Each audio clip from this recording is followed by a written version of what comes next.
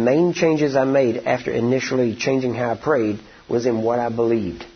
Because essentially what it comes down to is what you get is what you're believing when you pray. And so if you're believing for a progressive healing, that's probably what you're going to get. If you're believing for an instant healing, that's probably what you're going to get. But the other aspect was I quit looking at other people's faith. And I decided to walk according to it, but I found that even though Jesus would acknowledge people's faith, He never relied on it. And when people didn't have faith, He had it for them. And one of the ways I discovered that was there was a man that came to Dr. Lake, came into his office one day, and Dr. Lake was sitting at his desk, and the man came in on crutches. And he walked in and he said, actually, I'll tell you the whole story. When he came in, the man said, I'm a good Catholic, and I don't want anything that's going to hurt my religion. And he said, I don't have faith in man. I don't have faith in doctors. I don't even have faith in God for healing, obviously. And he said, what can you do for me? Now, most people, most Christians would have said, not a thing.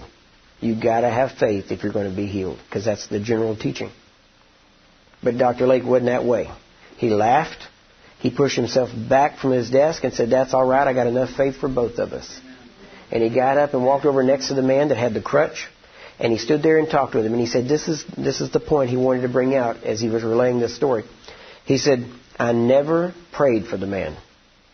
He said, I let the Spirit of life flow from me to him to drive out the sickness and disease. And while he stood there talking to the man, he eventually was shaking the man's hand. He eventually, while he was talking to him, took the man's crutch away from him. The man didn't even notice he had taken his crutch. Was standing there talking to him, holding him by the arm, shook his arm when he got done and said, well, you go and have a good day. And the man turned and walked out without his crutch and didn't even notice that he was healed. When he got outside in the hallway, Lake called to him and said, hey, do you want this?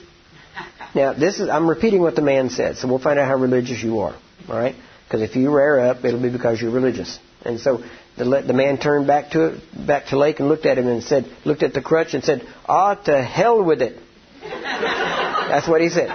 And Lake said, I agree.